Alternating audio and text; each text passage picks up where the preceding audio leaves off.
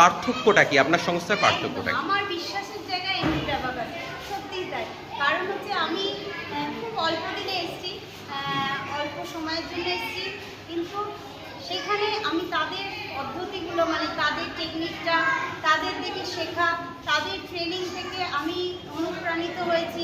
তারা বাচ্চাদের যেভাবে কেয়ার করেছে, বাচ্চাদেরকে যেভাবে যত্ন করে তারা শিখিয়েছে, প্লাস যে বাচ্চারা মেইনলি আমাদের অ্যাবাকাসের যেটা যে বাচ্চারা যেগুলো যারা ম্যাথে একটু উইক বা ভয় পায় বা প্রেজেন্টেশনের ক্ষেত্রে যারা বাইরে কারোর সামনে যেতে পারে না তাদেরকে প্রেজেন্টেবল করে দিচ্ছে, প্লাস ম্যাথে স্ট্রং করে দিচ্ছে, মানে তাদের কনফিডেন্সটা মানে বাড়িয়ে দিচ্ছে।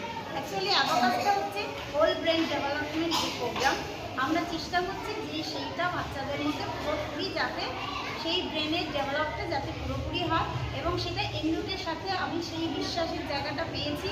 এবং ন্যাশনালির আমাদের ইউটিউব চ্যানেল বা আমাদের যে ফেসবুক লাইভে যে প্রোগ্রামটা হয়েছিল সেখানে অতি প্রশংসা পেয়েছে, সেই সঙ্গে যে বাচ্চারা আমাদের জিনিয়াস হয়েছে তারা 90 আপ তার বেশি 5 মিনিটসে এই বাচ্চারা 5 মিনিটসে 100 ম্যাথ সলভ করেছে।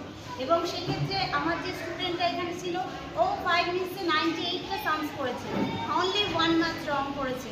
সেখানে বাচ্চাদের কতটা উন্নত হলে মানে ওরা কতটা ডেভেলপড আমাদের থেকে, যার জন্য 5 মিনিটসে 100টা ম্যাথের মতন অ্যাটেন্ড করতে পারে।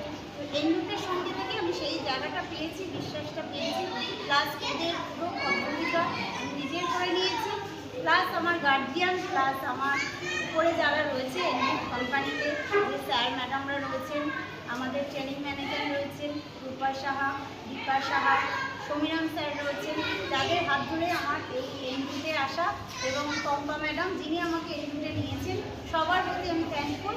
এবং যাদের জন্য আজকে আমি